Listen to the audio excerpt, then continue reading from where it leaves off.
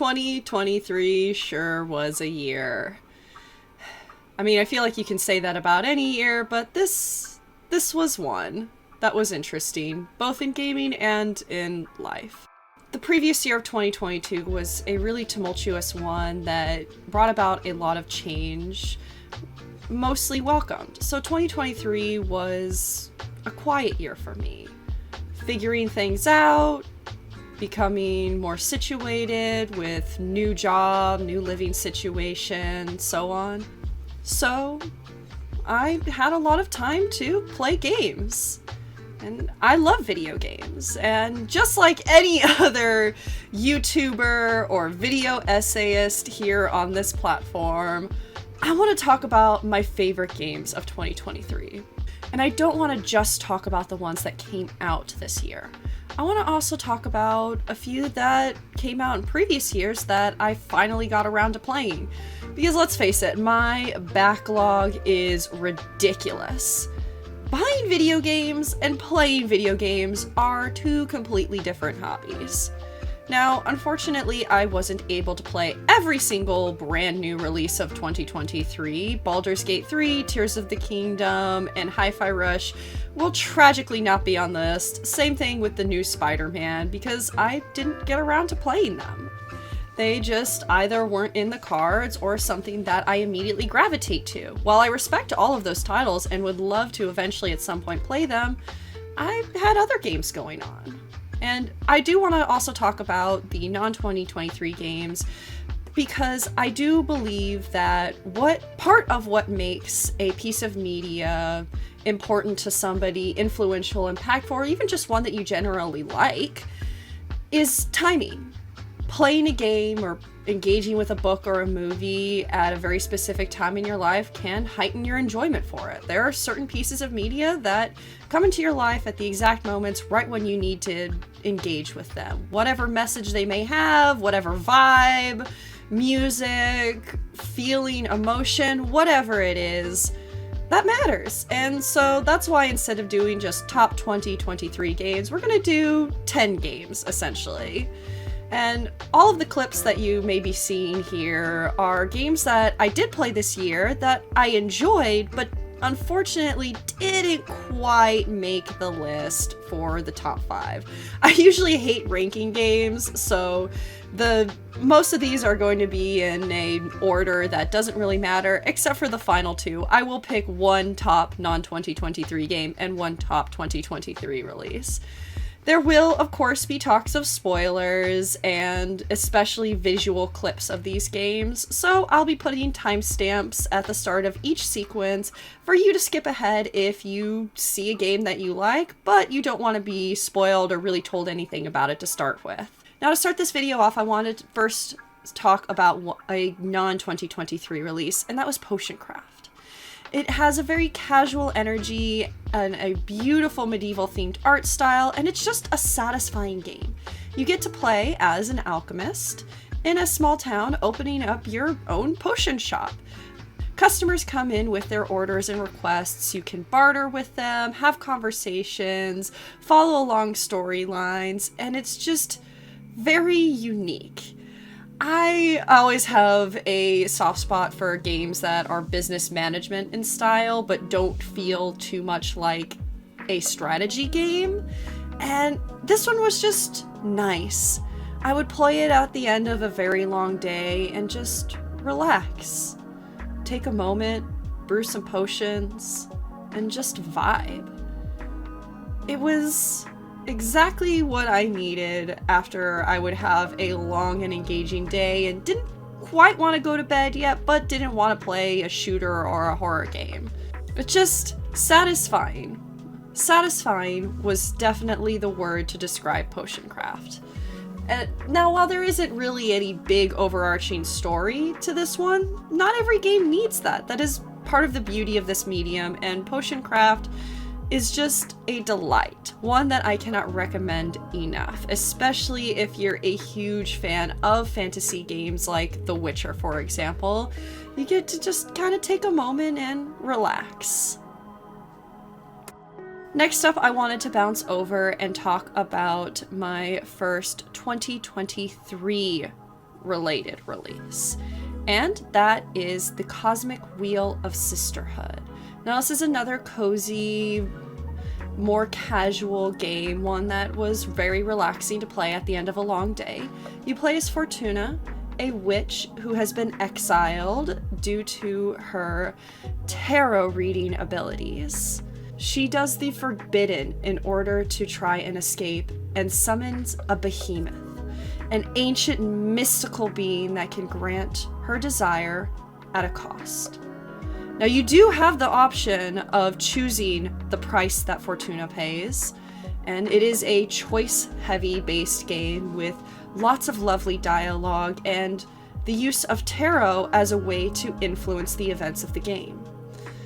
Now, I didn't think too much about the price that I was picking at the beginning. I felt at the moment that, okay, this would be something that I could give up the least, but as I continued to play, I felt that weight hanging over my shoulder.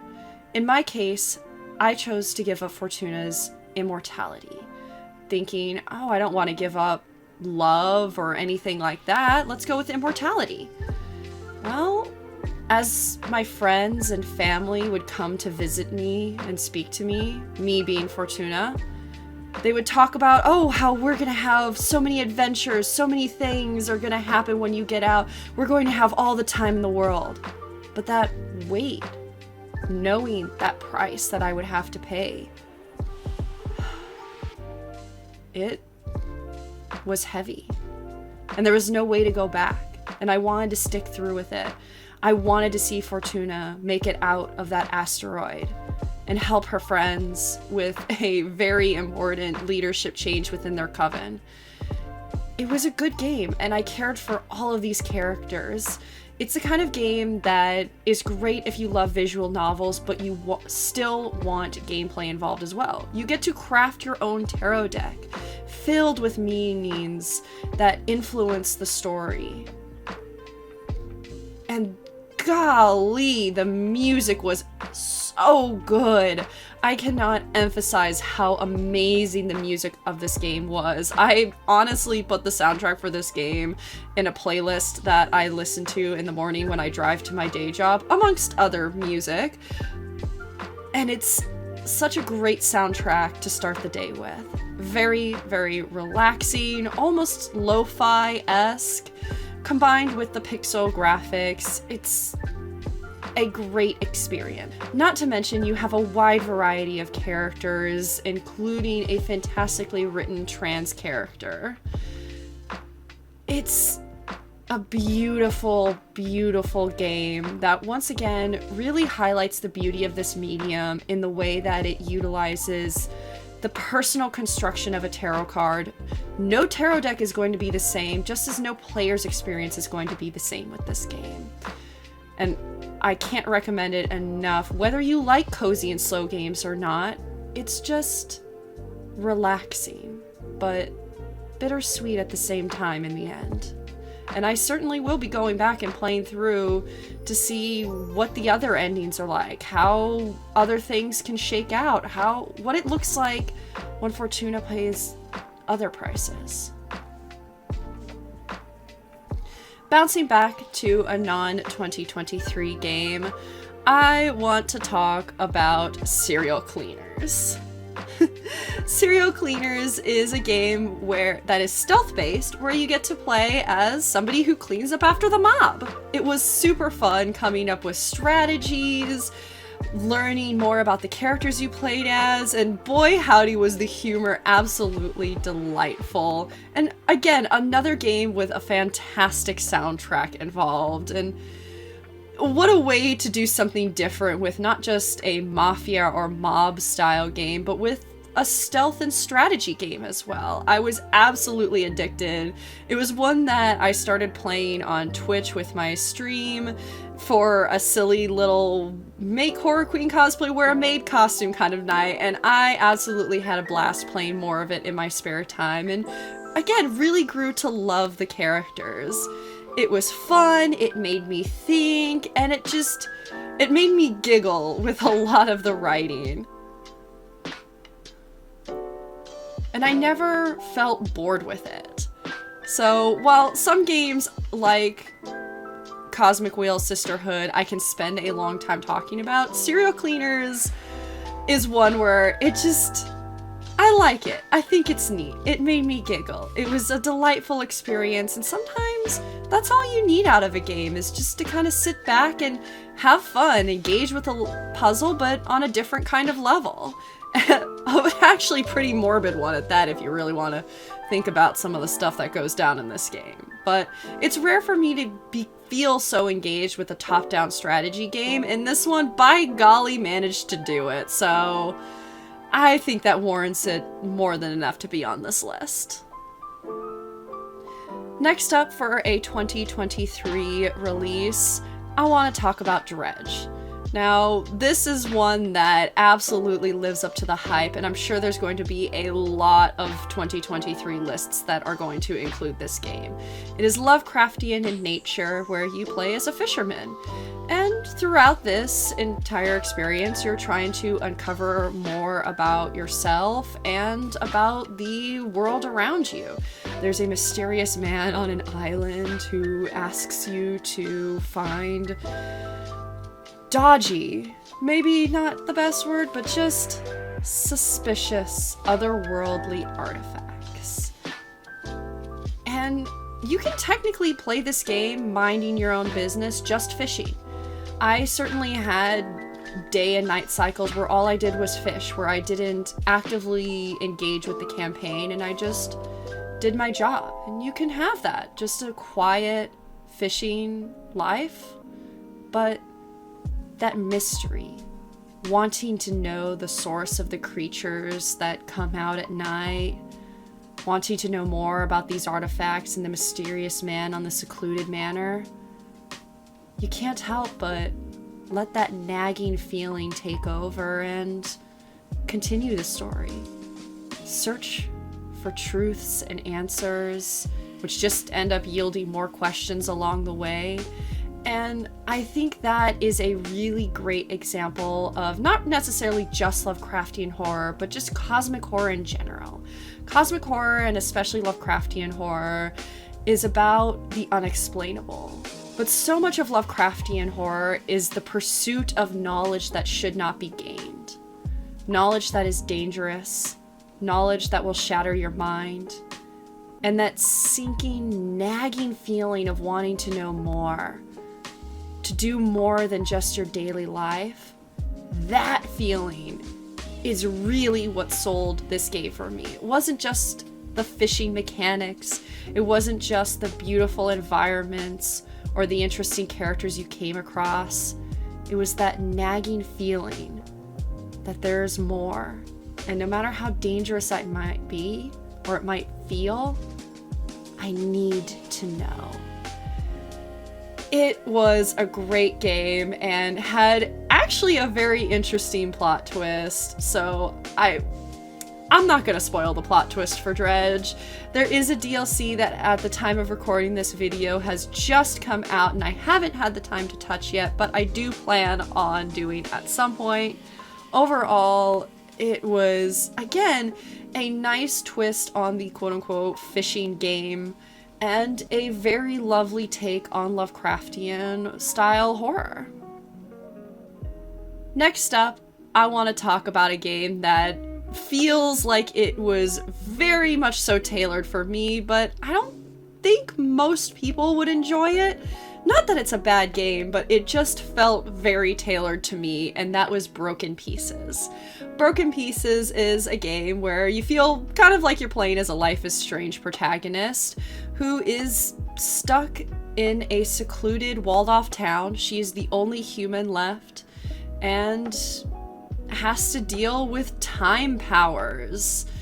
It's a very great blend of Control and Life is Strange and just other similar titled games that I really enjoy. It had an ending that doesn't necessarily tie everything up in a sweet little bow, but there are some stories where that works, and it just felt very tailored to me because it had everything I love in a game: a fun protagonist, a interesting town to walk around in, Fairly interesting, but kind of maybe not the most sophisticated mechanics in terms of combat, but overall, I rather enjoyed following the mystery of this game through my Twitch stream.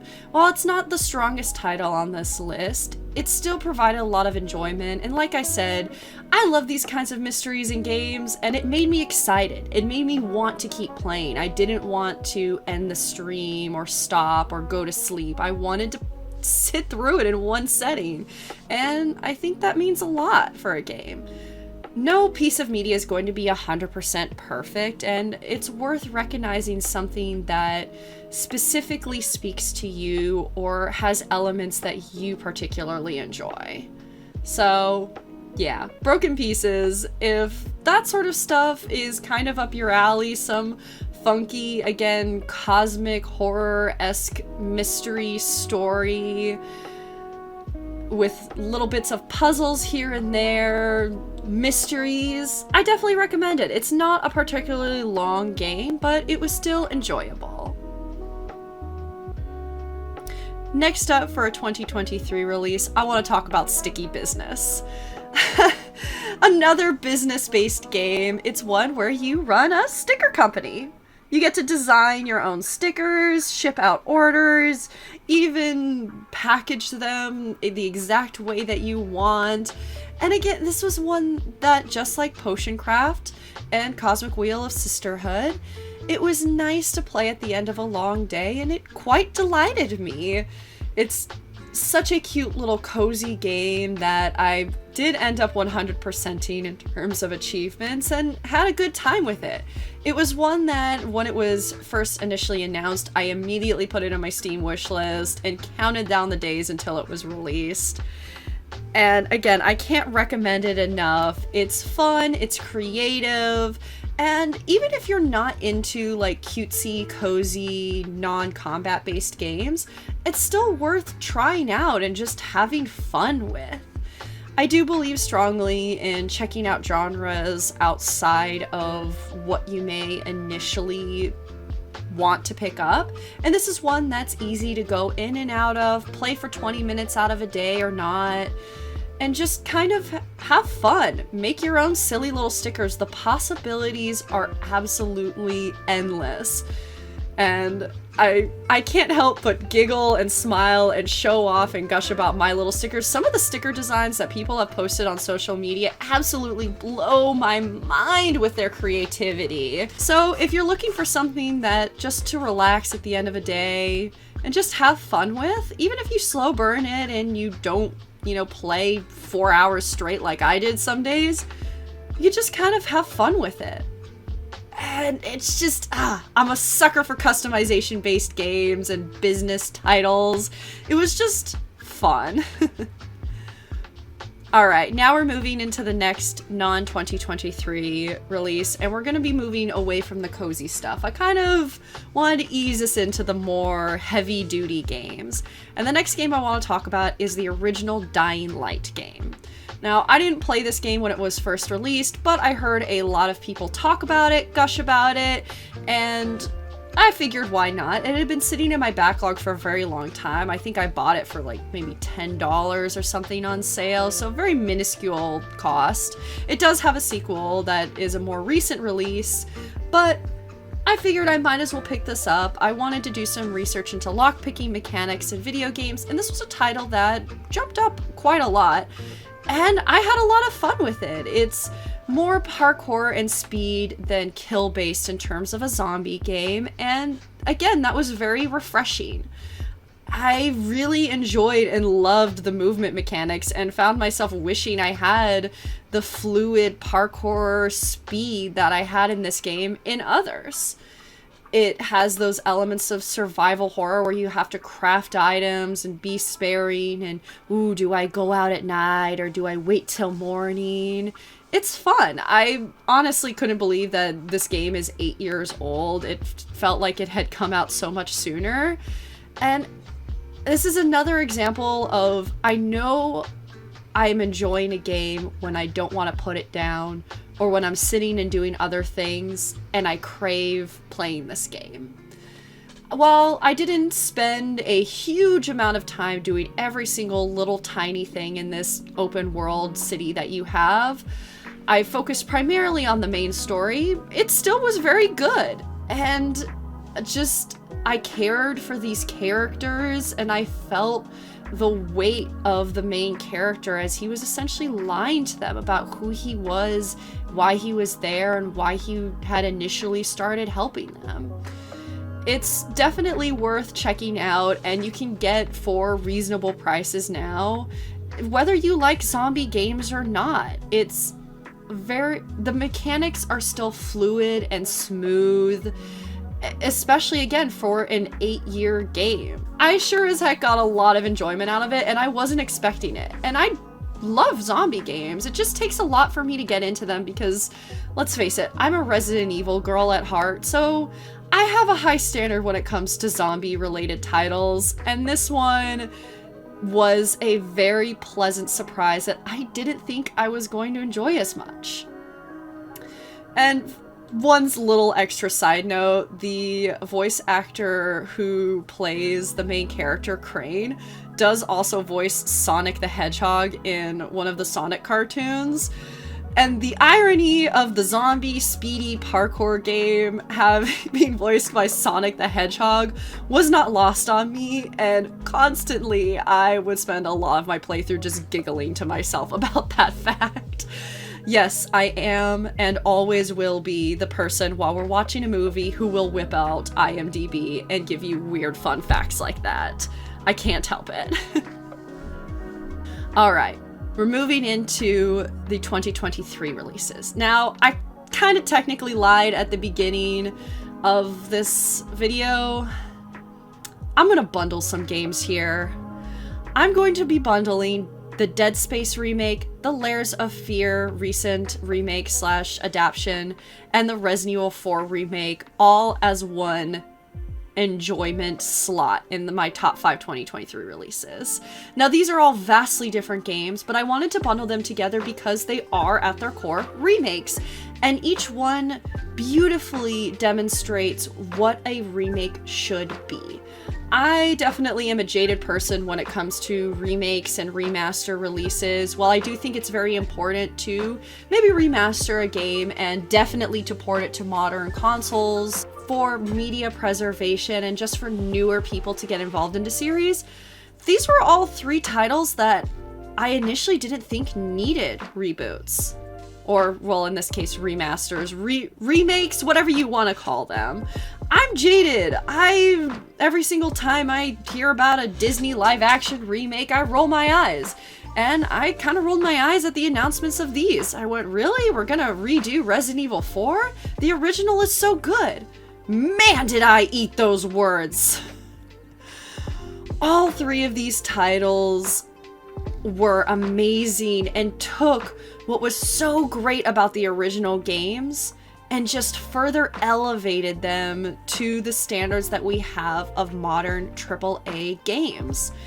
I liked the original Dead Space, but definitely struggled with a lot of the mechanics and other things about it, and this one was smooth. I was able to enjoy playing it the entire time, and I felt like the reveal of the main plot twist of the game was better done. All 3 of these games had moments that, despite having played the originals, I still felt on the edge of my seat. Like, are they going to change something? Or they would add something that wasn't there before that still, it felt like I was playing a completely new game, and that's so important. The Dead Space remake really reignited a love that I had of the original. I didn't grow up with it like so many other people did, but I loved and liked the first 2 when I initially played them, and this really, really pushed me to fully fall in love with Dead Space. And I ended up doing a Isaac cosplay this year at New York Comic Con. Granted, it's a Sailor Moon design, but I love this game enough to want to cosplay from it, and that's pretty dang important. Layers of Fear, I know, is not everybody's cup of tea in terms of horror, but This one did a great job of blending the original 2 games together, the original Layers of Fear and the Layers of Fear 2, with an additional 3rd story. And the way that they did it brought the 2 stories together so wonderfully. I'm gonna take a shot every time I say cosmic horror, but or anything like that. Actually, don't. You might get sent home in an ambulance. Having these 2 horror stories blend together into a 3rd, revolving around a entity that preys on creative people, a la Alan Wake style, was a great way to bring the 2 stories together, and I rather enjoyed the 3rd one.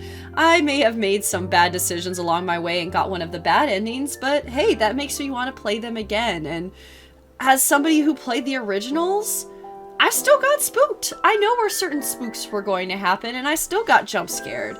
I really do enjoy Blooper Team's ability to create good rendered environments in their video games. I'm sorry, I know Blooper Team is definitely a horror game punching bag, but I rather enjoyed a lot of their titles, and I enjoyed staring at the details of the spooky lighthouse you're in, or the mansion of the first game, wandering around the set of the ship of the second game, and they definitely did a great job packaging the 2 original games together into a now connecting, cohesive story that if you've never played the originals, definitely do pick up this one. Check it out. Which leads me into Resident Evil 4. I love Resident Evil so much, and while this was not my initial pick for a Resident Evil game that needs a remaster, I still love its direction. I love the new version of Louis, how much more he was involved in the story. This new version of Ashley was delightful as well, and listen, I am an Ashley stan. I love the original Ashley. I've cosplayed her as well. This is another really great example of taking a game that already is a masterpiece and just punching it up even more. One of the major issues of the original game was Krauser. Now, not as a villain. He was a great villain, but there wasn't a lot of great explanation to his character. Leon recognized him and talked about him, but they didn't really do a good job of bridging Resident Evil 2 Leon to Resident Evil 4 Leon in the original release. And the writing changes to this game did a good job of explaining that without the Wii-only Resident Evil game release that actually explained who Krauser was and what had happened to Leon in between the events of Raccoon City and this game.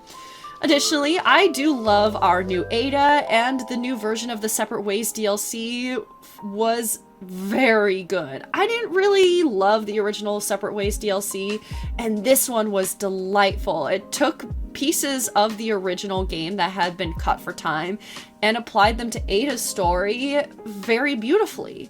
This did a great job of trimming some of the excess fat of the original game and really tightening it to a fantastic overall experience.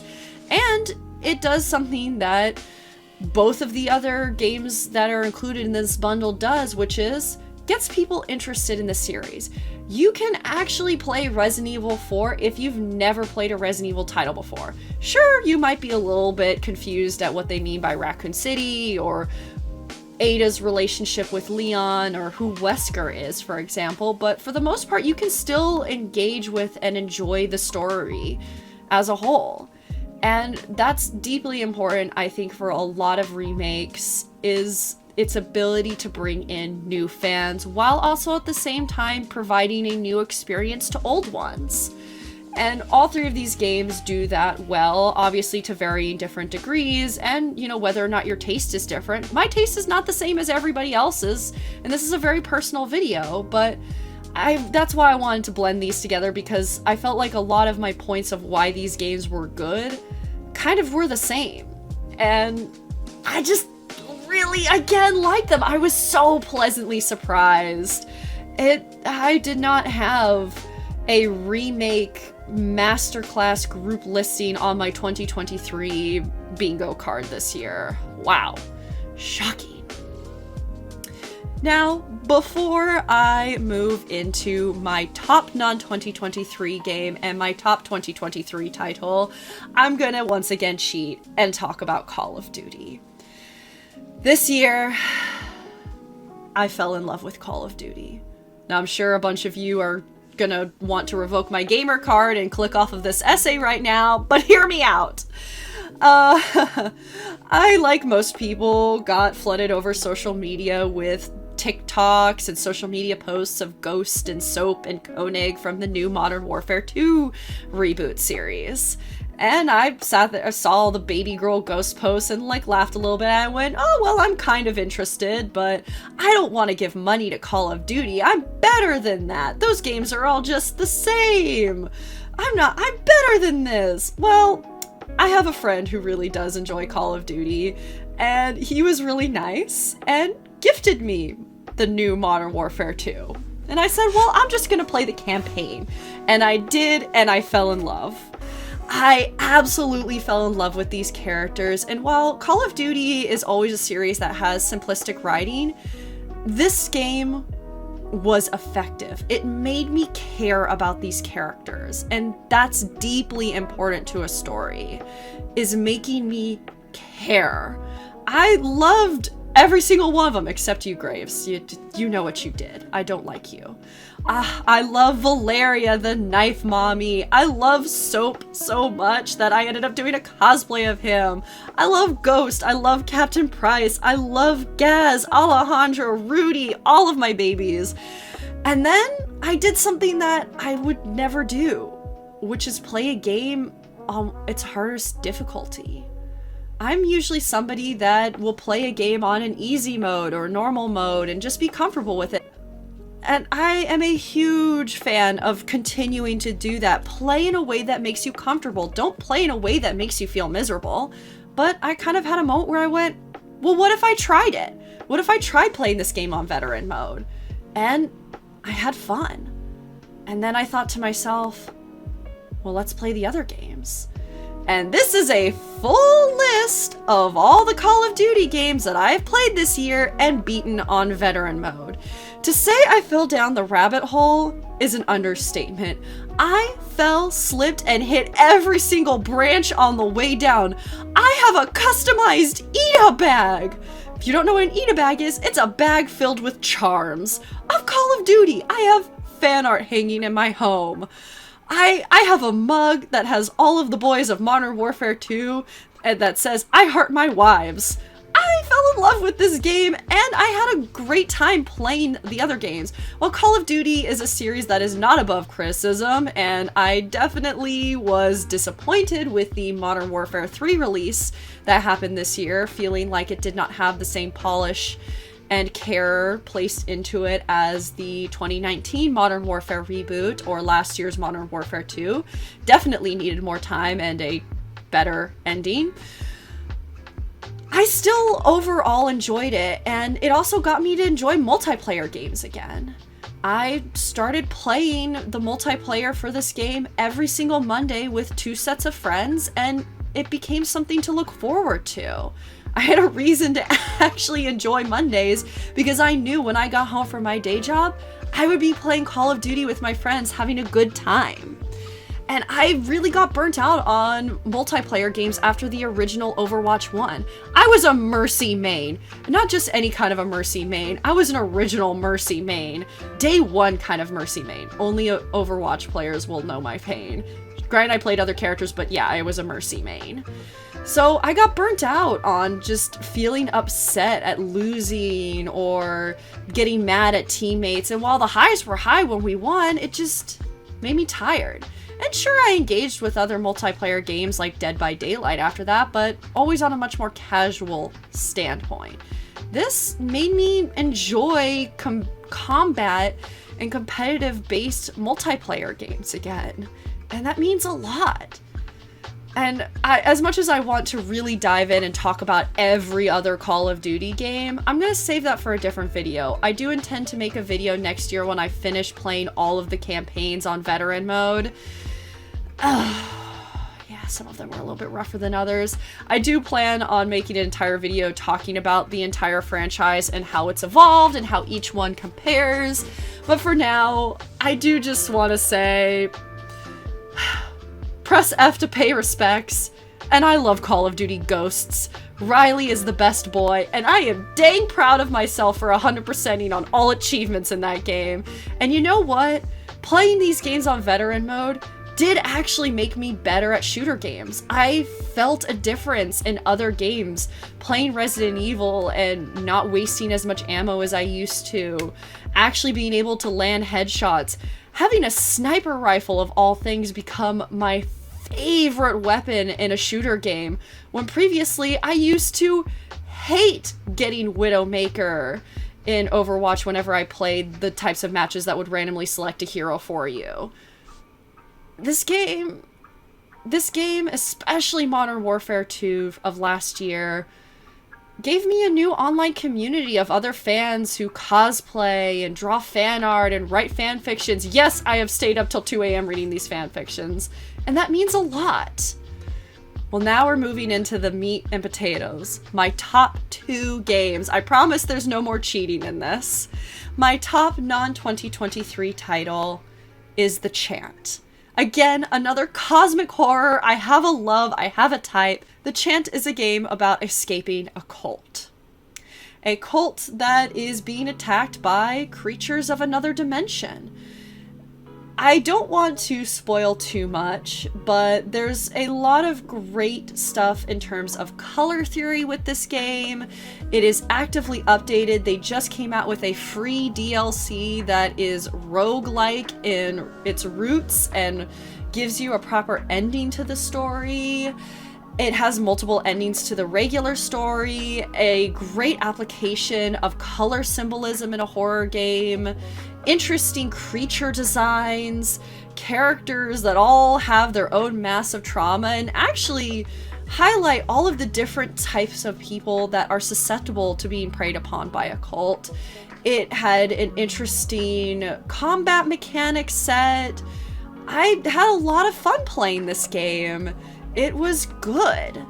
And it just like Broken Pieces, this is a game that felt very tailored to me. It had everything I love: exploration, mystery, documents to pick up and find around the island, funky, weird creatures. I spent the entire game theorizing and just being surprised and having fun with the game overall. Now, it came out last year, and tragically I just hadn't gotten to play it until now, and I'm so glad I finally got to play it. I love it when a horror game is colorful. I think it's so easy in horror movies and horror games to just sap all of the color out of everything, because, ooh, spooky, but getting a horror story that's vibrant in color is really, really refreshing. And it doesn't take away from the spooks. It doesn't take away from the horror of it all. The stakes are high. It's not a perfect ending wrapped up in a bow. And I, again, definitely want to go back and play more to get all of the endings. So yeah, if you like horror, but you like combat with your horror, I definitely recommend The Chant. All right, we've done it. We've made it to the end. My top 2023 game. I feel like this shouldn't be a surprise. It's Alan Wake 2. I adore the original Alan Wake game and every game that Remedy has put out. I have been waiting for this game for years. I was so scared that it wouldn't live up to the hype, but no, it beyond exceeded all expectations I had for this game. Again, another cosmic horror story, but more Twilight Zone in its variety. It is just an experience. I heard somebody call it that on Twitter. It's a movie, it's a book, it's a music video. It's everything. And that's so true. It wonderfully picks up from the last game, but also beautifully interweaves the stories that this game studio has also done in the past with Quantum Break, Alan Wake's American Nightmare, and Control. Control being another one of my all-time favorite games, and one that I also have 100% gotten all the achievements on. It references all of these games wonderfully, but not in a bad way. In a meaningful way. It wasn't a, hey look, here's an Easter egg, hey, we're part of the same universe. No, each and every reference had a point. It meant something. It added to the story. And at the time of recording this video, the new Game Plus mode is not yet available, but I'm sure by the time I do put out this video, it will be.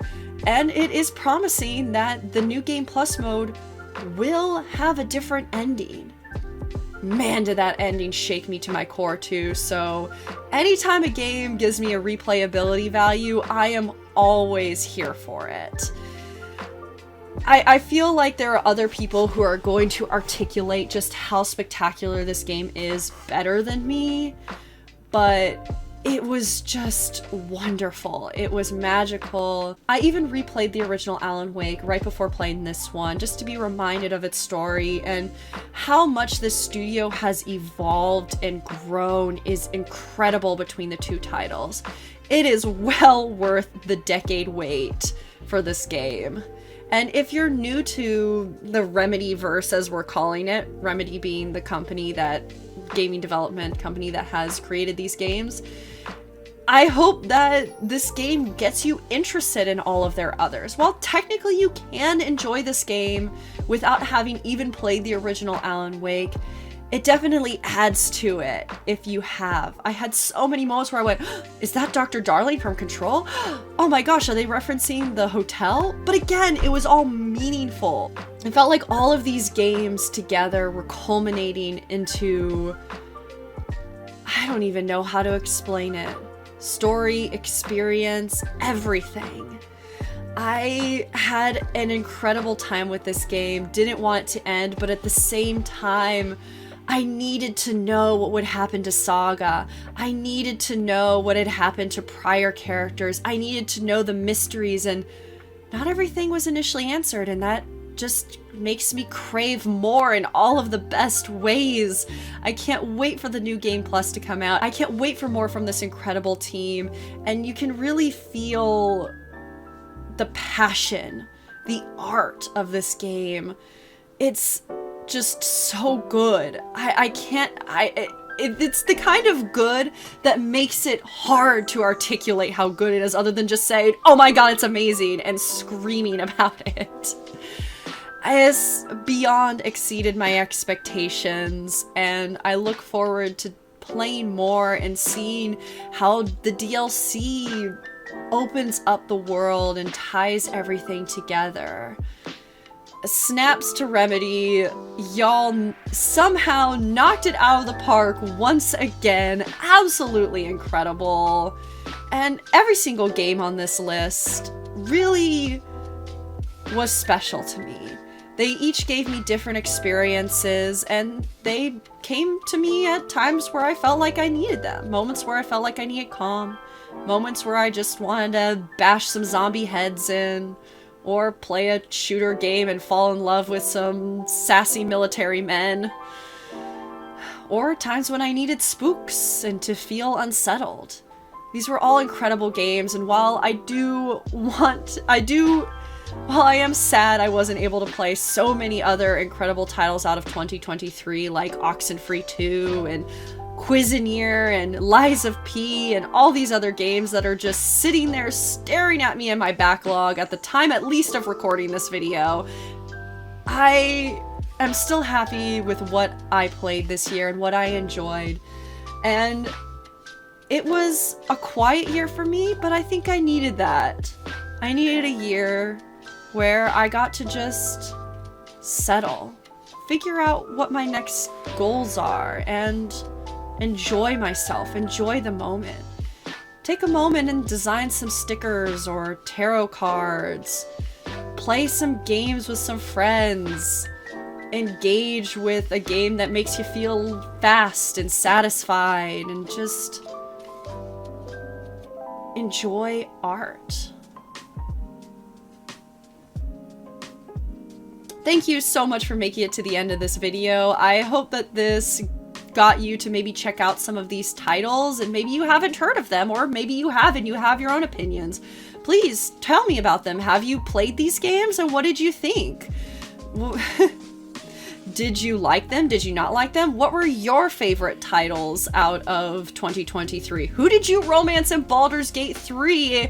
And was it the hot vampire, or was it somebody else? I don't know. Please tell me about your favorite games of this year.